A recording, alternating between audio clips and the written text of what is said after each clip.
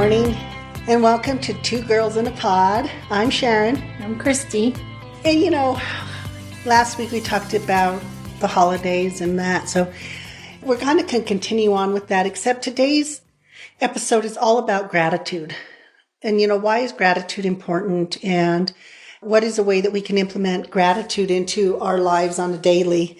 Because I think sometimes we do it, and of course Thanksgiving's coming, so everybody's like, I'm thankful for this, they did a little rounder table. What are you thankful for, Christy? But how do we kind of make that a part of our life on a daily basis? And why is it important? What is the benefit of it? It's something we do. Yes. I feel like that implementing gratitude into your day, it brings you into the moment and it really does lighten your heart, I feel like, because you're able to focus on all the many things that are going right, the things that are bringing more to your life. Well, and I agree. I think gratitude shifts you to a place of what is working and takes you away from that place of things that aren't working that we kind of manifest. So if something's going wrong, it might be one small piece of our day, but then what we'll do is we'll stay focused on it. And then pretty soon that becomes more things, and it grows and it grows and it grows until people can put themselves in a funk about it. But if we acknowledge, well, oh yeah, that wasn't very good, but then turn around and look at what is going right. And it's not this, people say, oh, I just have to think positive thoughts. It's not exactly positive thoughts. It is, but it's the reality of what's really going on. It's not like making up something in your head like, oh my goodness, this is just wonderful. Everything's wonderful. If something bad has happened, something bad has happened. You acknowledge that, but you also have gratitude for the fact that it's a moment and it's not going to stay bad forever. You really look at that and hope that you're able to shift that a little bit so that it doesn't remain the focus. Yeah, I think that's what gratitude does, is that it gives you that minute to step away from something that may be a problem, because you can become so fixated on the problem and trying to come up with a solution or whatever it is. And there's all this worry then that fills your mind. But if you can step back for a moment and think on, it doesn't even have to be related. You can think of some things that you're grateful for in the moment, and it helps take you out of that situation and calms your mind. And sometimes I think it gives you that space to be able to maybe come up with a solution that you didn't before.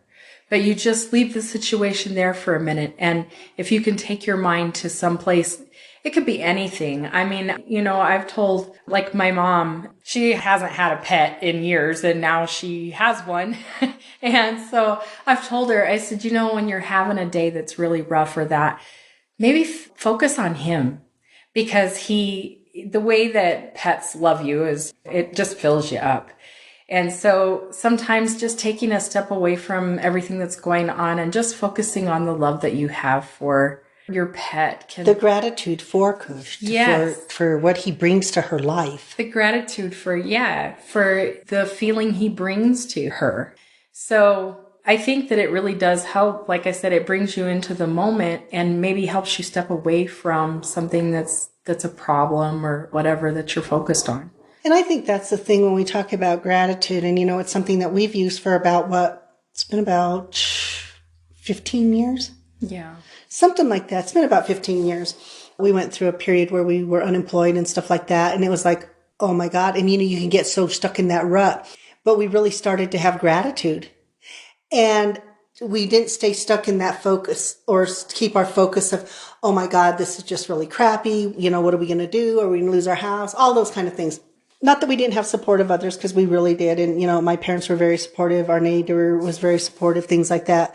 So it wasn't necessarily that. But what it is we had to shift our focus. We had to really start saying, you know what? We still have a home, and had gratitude for those little things. For a neighbor that helped us and things like that, there were good things still happening even within that time, where it seemed like the magnitude of the problem was just overwhelming. But we had good things that happened during that time. I mean, We went for walks in town, and I remember finding $20 on the road, and we didn't know, how we were going to make it through that week. So there was something to be grateful for in that moment. Yeah, and I think that, I was grateful I got to spend more time with my parents because, they didn't live very far. And my dad was notorious for keeping cash in his wallet. And if I was over, because, they understood, we could have gone shopping there and stuff like that. I mean, so, but, I would go over and he would tell me, "Hita, go get my wallet out of the cajon." That's the drawer.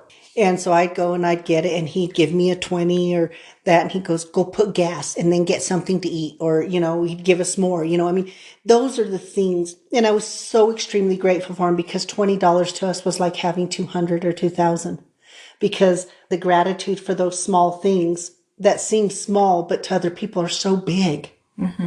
And when you start focusing on those things, no matter how small they seem, it really does, it changes your perspective so much that you start seeing more things to be grateful for. And I think the thing is, and I think for me when I'm talking and as a therapist, a lot of times they get so stuck in that negative space. And so, like we've talked about, what you feed will grow. And not understanding and sometimes remembering that there is always something to be grateful for in everything, whether it's grateful that the sun's shining that day or, whatever it is.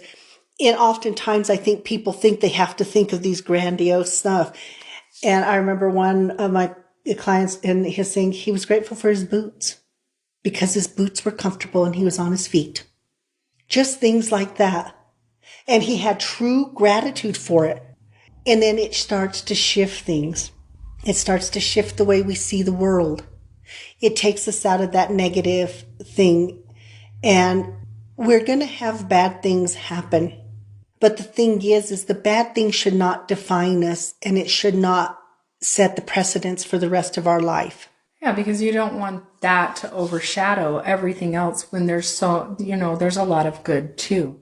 And that's the whole thing. It's about shifting the focus and the perspective so that because you don't want to stay in that negative feeling. You feel that inside and it's not a nice place to be. So the whole point of it is to change your feeling inside. I mean, maybe you don't have control over the situation, but you can change the way you feel about it too. And I think that's what it is. It's about moving away from things that no longer work for us. And I think gratitude helps us to do that.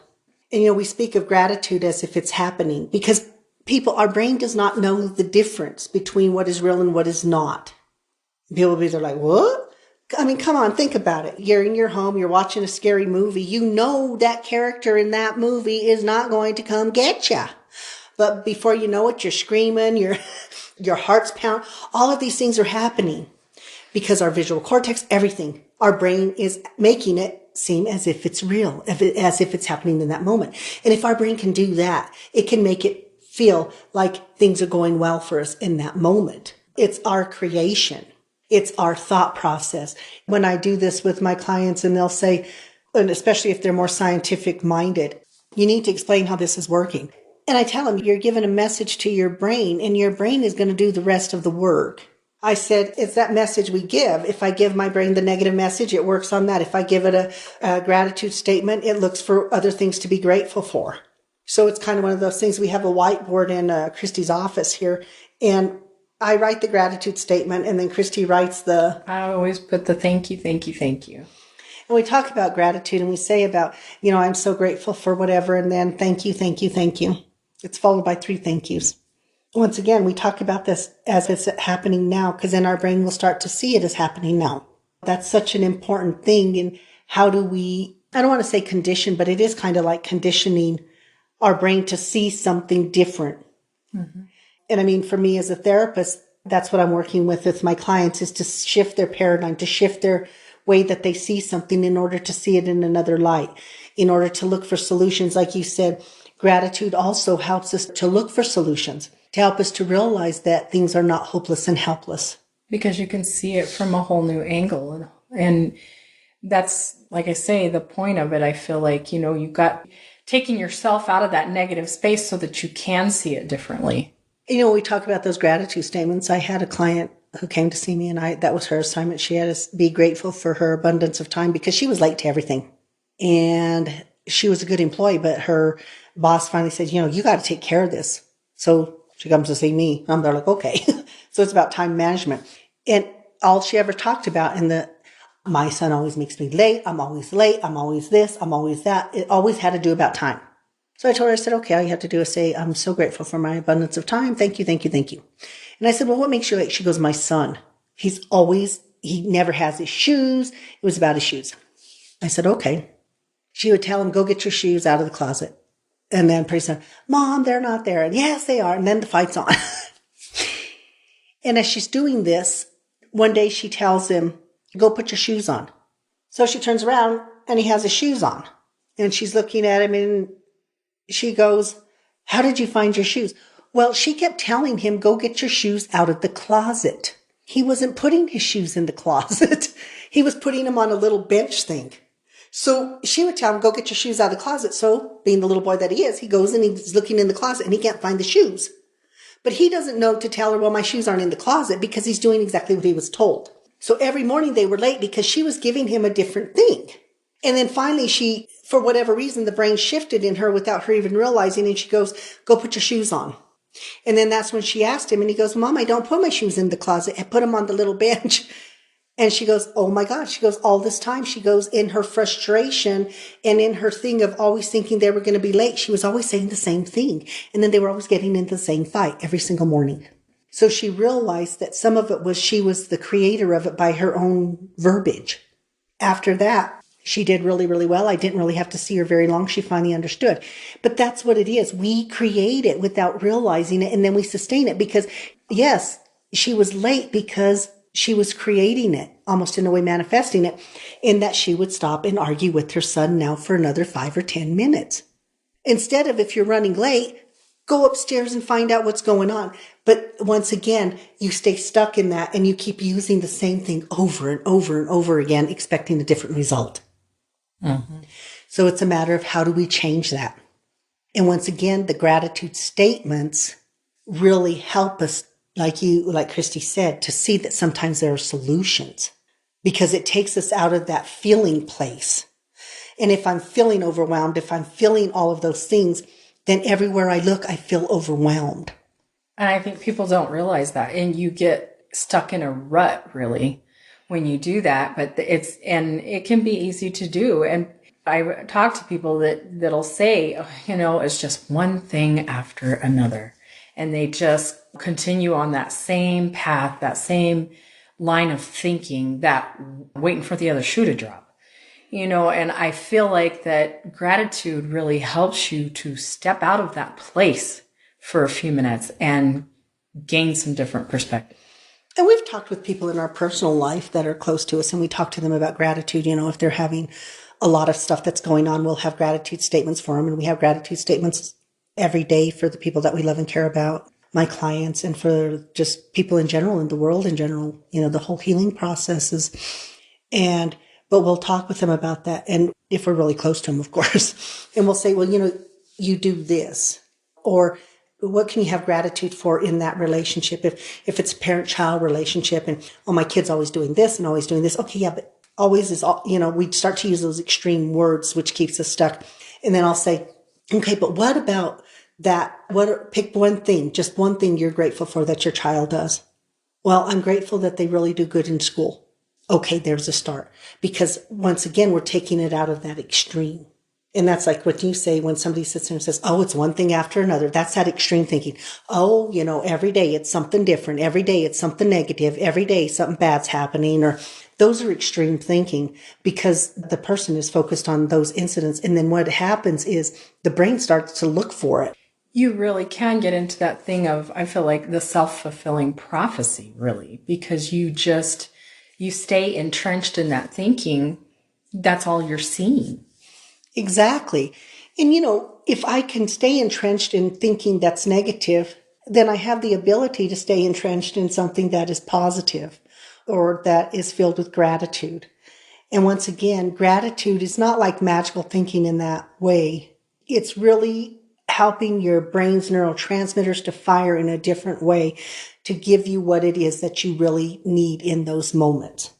So there is kind of a science to it. It's not the magical thinking and things like that. So if you want to call it magical thinking, I say, hey, go for it, man. Believe in a little bit of magic. I'm good. Well, people always talk about, or I hear a lot of people talk about their mind is just racing all the time.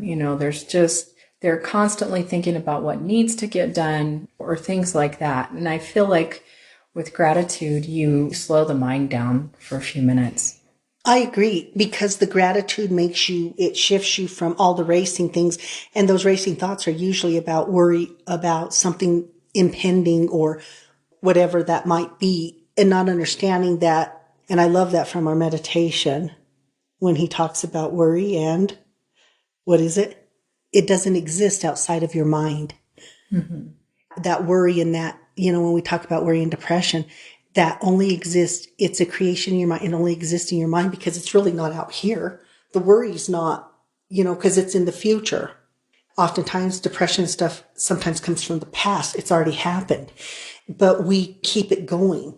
And then you're right. So when you're having all of those thoughts, when you take that moment to say, I am so grateful for whatever it is, even in that moment of stopping that thought process for those few seconds, a few seconds out here is a lifetime almost in your brain, because our brain is moving at such a rapid pace. It's too hard for us to comprehend.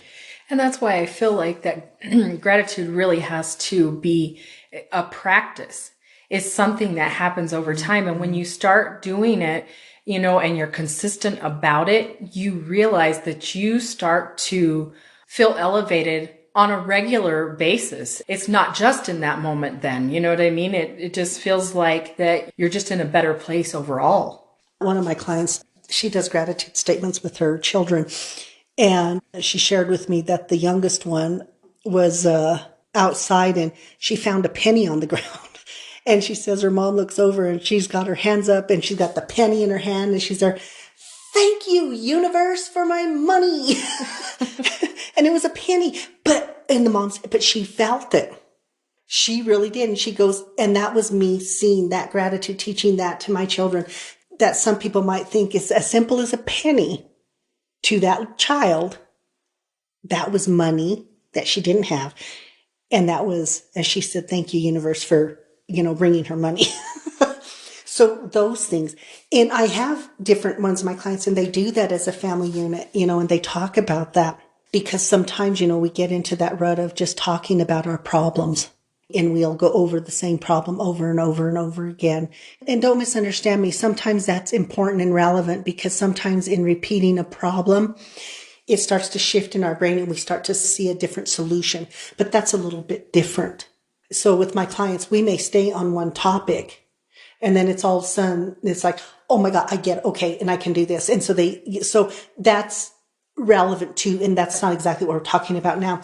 We're talking about just every day in our life, if we're just sitting in the morning having coffee and if we start griping and complaining about stuff and that's the way our day starts, oftentimes that's the way our day will stay. So it's really about how do we shift that thought process? Because for us, our favorite time of the day is one of them is our morning coffee. Mm-hmm. Because oftentimes over our morning coffee is when we start our gratitude statements. Yeah. And we finish the day with gratitude statements. So the truth of the matter is once we started doing this, when we were both unemployed and that, once we started doing that, the thing is the worry became less. And we found that even in that kind of situation, it was okay to be happy. It was okay to be content. It wasn't a thing of, oh my gosh, because of this bad situation, we have to always stay in that doom and gloom. Right. Wouldn't you agree? Yeah. I think that it's true because it's, like I said, it becomes an overall feeling that stays with you when you practice it on the daily. Mm-hmm. And I think too, it encourages people to remember that there are people less fortunate than us too. Mm-hmm. And that a small amount of gratitude can go a long ways. I think it's that pay it forward when we have even that gratitude for others. encouragement, I guess. I don't know what the word would be, but Well, and when you think about it, when your mood is elevated, it's catchy even with other people. It's if your mood is elevated, then you're able to emanate that to others and make them feel good too. So, I mean, even if they don't know that it comes from your practice of gratitude, if you're in a better place, people can tell that. Those are the kind of people you want to be around. It's hard sometimes to be around somebody that's negative all the time and they are stuck in that rut. It can be difficult. well, and I think that's another thing that's really relevant too, is that when you are in a place of gratitude, it is harder to be around the negativity. But I even tell my clients, as they heal and they get stronger and they get to that place of having that feeling of being content and then happy, they find that some people in their life they can no longer be around as much, or they have those conversations with them about their negativity because they've shifted their paradigm once again. They shifted their thought process. So they're now more, whether it's goal oriented or whatever that is, it's a shift. And with gratitude, it's a shift.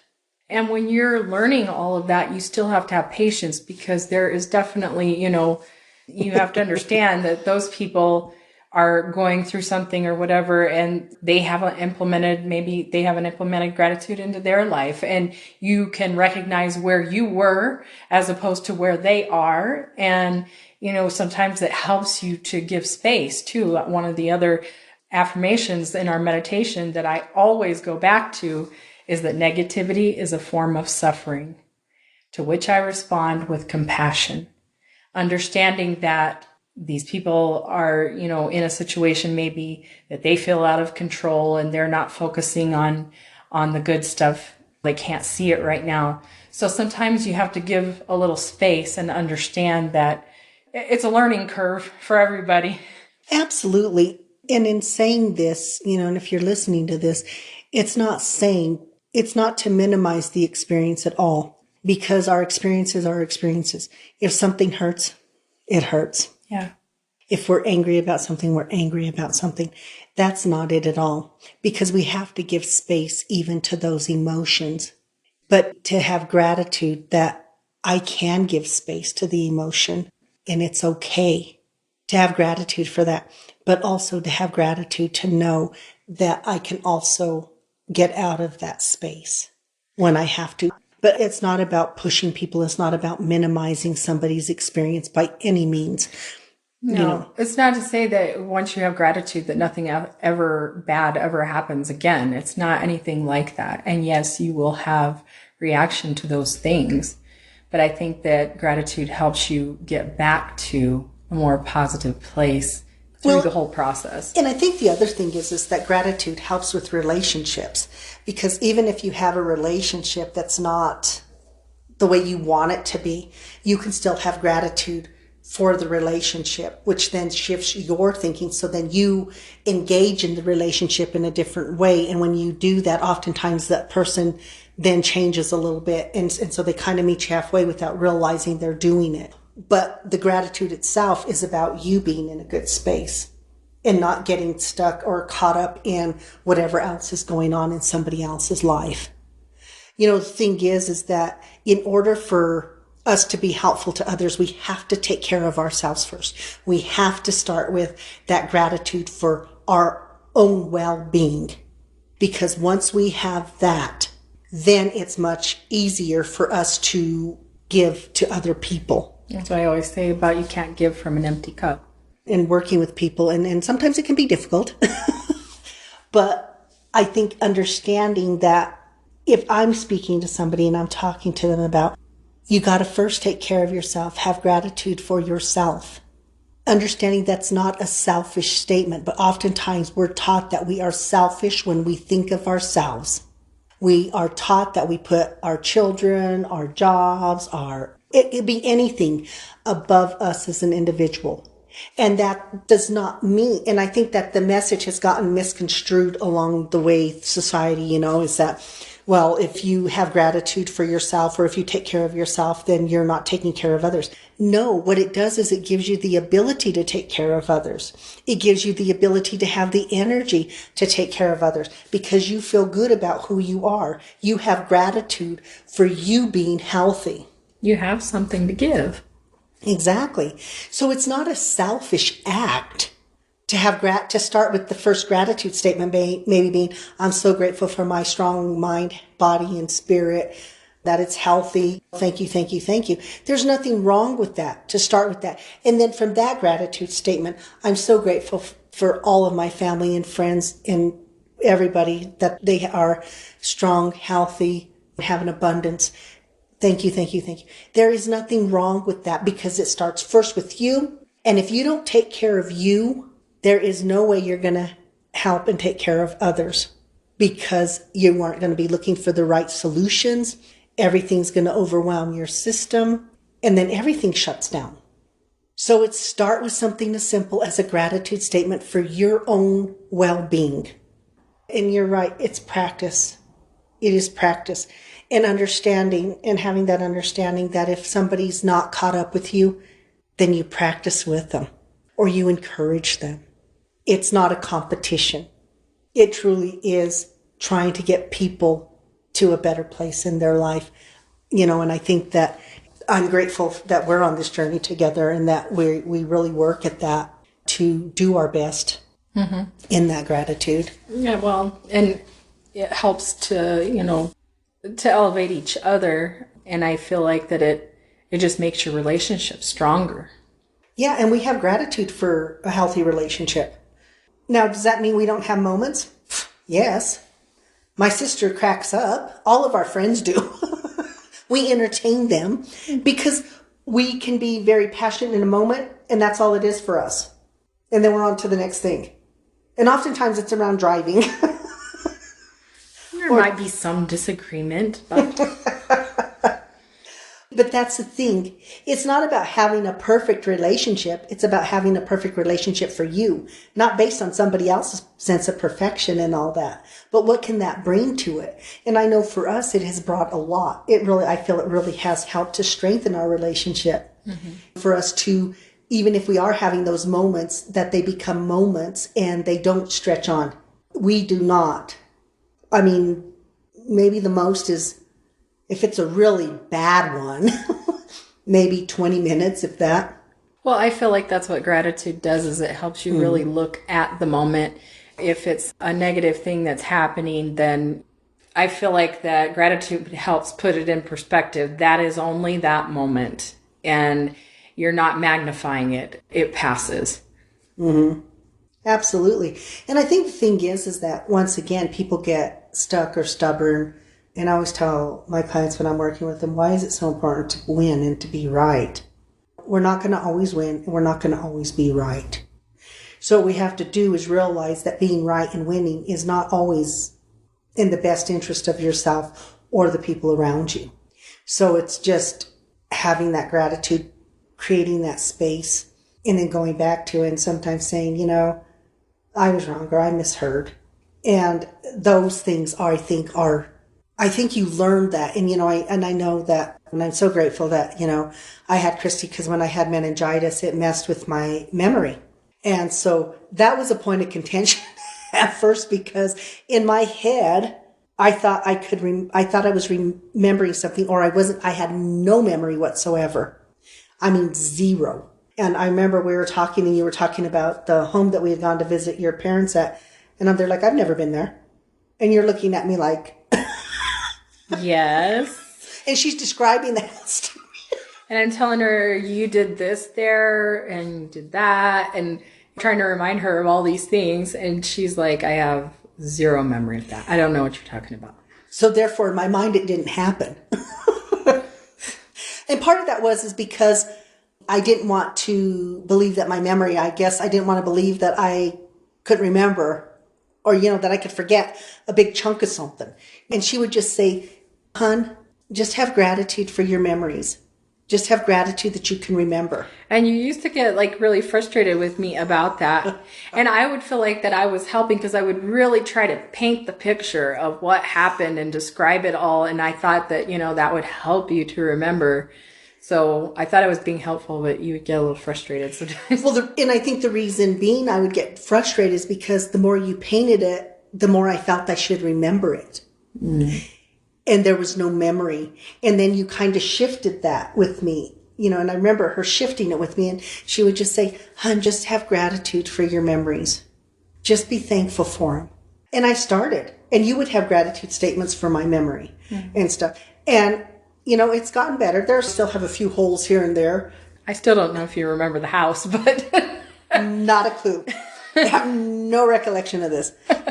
And it was funny because I really got frustrated one day because she was talking to me about, I had a house that I rented, and she goes, "Yeah, the 3 people." And I said, "I didn't rent my house to 3 people. I said, there was only 2.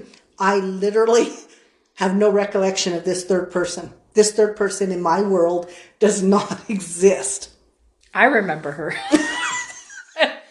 So, that's kind of, and, I remember, and once again, you can get stuck in that of, oh my God, how could I forget a person? And I was there and to me, I was just like, how could I forget a person? And then realizing that it was okay, that was just like a residual of the meningitis. And it wasn't something more than that, than to have gratitude and to switch all of that to just having gratitude. Well, yeah, I mean, because unfortunately, that was a residual thing that happened from that. But you can also look at, too, many people that have gone through having meningitis and came out of it not able to walk. Or some people don't even make it. They don't survive that. So, I mean, there's still things that you can have gratitude for, even in that, because that was a really difficult time. But you walked away with all your faculties still, you know what I mean? I think. I'm not sure I started with them, but okay. But yeah, because realizing that there could have been so many worse repercussions from it. And I think, when you get a chance to look back on situations you've had, I think sometimes that's where people really do have gratitude. But it's after something passes, because it's harder for us. We don't have it as much in the situation as we do. My recovery from meningitis was months. So that in itself, as I got further away from the actual time being in the hospital and all that, then I could start seeing it more as the time, having gratitude as time went on, having gratitude for where I was and where I was able to finally get to. And as a therapist, it's kind of important for me to remember things. And that's where I had gratitude. This is where I had gratitude, because for whatever reason, when it came to the therapy, that was the place my memory was not affected. I don't know why, but I could go in, and when the client came in, all of the stuff that we had been working on, because I don't know what it is once I get into my therapy mode and I'm in with my clients, I retain all of that information. I know sometimes you wish that I would retain a lot of the things you said. Yeah. And I'll tell my clients, I'll remember everything you say, but when I'm not here and I don't remember, Christy can tell me, go do something, and I'm there like, what? It's better though. But I was so grateful. And that's where I had a gratitude statement. I was so grateful that it did not affect once I was able to go back to work full time, because I couldn't go back to work full time. But once it was like all of that fell into place, and I was so grateful for that. And I would say a gratitude statement for that. And it was amazing. And I was really just blown away that piece was still there. That was my livelihood. Yes. So that's definitely something to be grateful for. And it's true, when something like that is happening and you're in that moment, it's hard to see it. And sometimes it's not until after it's passed that you're able to do that. But I think that's why, like I said, when it comes to gratitude and making it a practice every single day, it really does help even things out. Your responses when things like that happen over time, it does help. It elevates you in a different way. And I agree. And I think that, when we're talking about gratitude, everybody can do it and at any age. As soon as somebody can talk, they can have gratitude for things. And I think that's where we have to start going, because when I talk to people in there, they're like, oh man, everything in the world's bad. Blah, blah. I mean, you get all this stuff and I'll pause them and I'll say, okay, but what is one thing that you're grateful for that's not bad? And they'll pause and say, well, of course there is. There's multiple things there are multiple things to be grateful for. There are multiple things. And once again, I think people start thinking that I have to come up with this grand statement. But once again, I'm grateful for my boots because they are comfortable and my feet don't hurt in them. Now that is truly something to be grateful for. Definitely. I mean, starting with something as simple as that. I always talk about even our vehicle. We have one car between us, and I'm so grateful that it gets us everywhere we want to go. So, that's a very basic thing, but it's something I definitely don't want to take for granted. Exactly. Our car's name is Shazam. Shazam is very good to us, and and so we're grateful. So we are grateful that we can take care of, that we have the means and everything to make sure she gets her oil changes and all of the tires are there and all that other, that stuff that they require. So those are the things. Having gratitude. And in that gratitude, you give back. You want people who have cars and need to use them to get to their jobs and stuff. One of my clients, I love her so much. She cracks me up because she does gratitude statements, and her car, and she was there like, oh man, I'm gonna have to get a new car. And her car was kind of acting up and it had stopped. And she finally looks at the car. She's in the car and she goes, you know what? I did a gratitude statement. She goes, I am so grateful for you, and I am so grateful that you work well. And because of that, I'm so grateful you're going to get me to the shop and they're going to say everything's okay, or it's going to be something minor. That I'm so grateful that I'm going to get you a new air freshener and one other new thing I can't. And she goes, I get there and it was minor. She said, my car got the air freshener and and then deep cleaners up. And she goes, but she understood. She goes, Sharon, you're right. We have to give back. Whether we can't expect, and we can't expect our cars to run great if we don't ever check the oil. We can't, and then get mad at the car, or get mad. Those are the things, even on that simple level. But having gratitude that you have that car that takes you from point A to point B. And I love my younger clients when they get a car and it might be an old beat up thing. They don't even care. Their thing is, Miss Sharon, it gets me from home to school and from school to practice or from school to work. And that's all they care about. They get it. They're just grateful they have the car to get to those 3 or 4 places that they have to go. And that's what we're talking about. And that's something that I feel like that you can do as a parent, setting that example like that, because then it does help children to have that gratitude. And you'll notice the difference. Because if that's something that you instill in your child and they receive something, maybe it's not a major gift or anything like that, you'll see it, that's something they're grateful for. It's funny, I was talking to clients a couple of weeks ago, and we were talking about that, and they're like, well, our daughter, she's just so ungrateful. She's not grateful for anything. Everything we get her is. And I said, remember that gratitude starts with how you role model it. Yeah. When we get something, but we don't show gratitude and we just think we're supposed to have it or whatever. And they're very open and they want to be able to instill that. They want to be that good role model, and that appropriate, I shouldn't say good, but an appropriate role model for their child. And being able to see that. We role model those behaviors that we want children to have.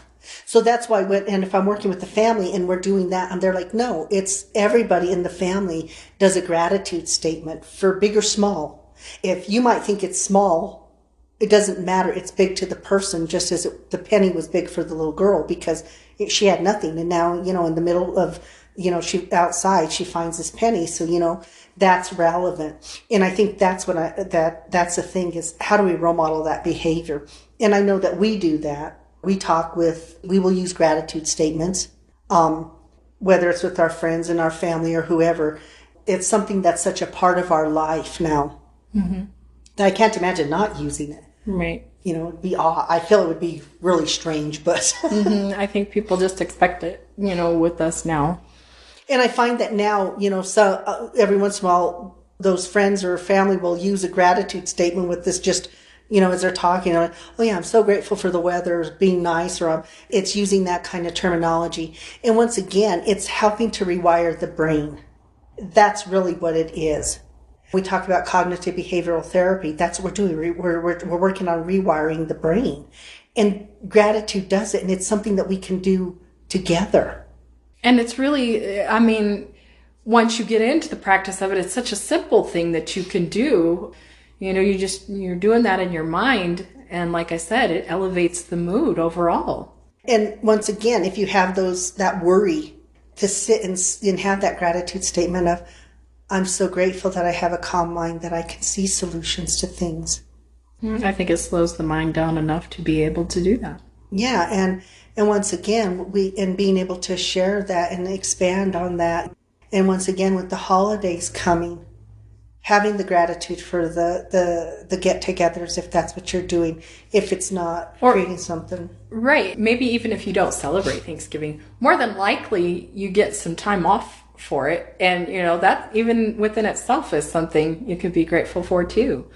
Yeah, exactly. And understanding, that just to have the gratitude and for that time, because with that time we create memories, and through our gratitude, having that gratitude for relationships and stuff like that, we're creating memories. And, the good thing is I would say nobody can take that away from you unless it's meningitis. Yeah. But working on creating those relationships. And I just feel like gratitude can really help enhance relationships. It really does make us feel better. Mm-hmm. So thinking about that, not just at the holiday time, but, really encouraging everybody to really look at gratitude, to practice it. Just try it. My thing is if you haven't used gratitude, try it. If it doesn't work for you, you haven't lost or anything. It's not like you're paying for it. But also just knowing, like you said, that it's about rewiring the brain, and we are totally creatures of habit. So understanding that it may take time, but that's okay. And it definitely will take time. You just have to keep going with it, and you'll realize the difference it makes in your mood. So challenging the people who listen to practice gratitude, and let us know if it works for you, and if you do practice it, what that experience is like for you. Because remember, you can always respond or send comments to our Facebook page, Two Girls in a Pod, Life's Journey, and everything in between. Anyway, hope you guys have a fantastic week, and not sure what we're doing our next one on. Yeah, and I think we're actually not, because we are actually going to have the week of Thanksgiving off. So it won't be for another couple weeks. So anyway, grateful for you guys listening, and have a great day. Yeah, talk to you soon. Bye. Bye.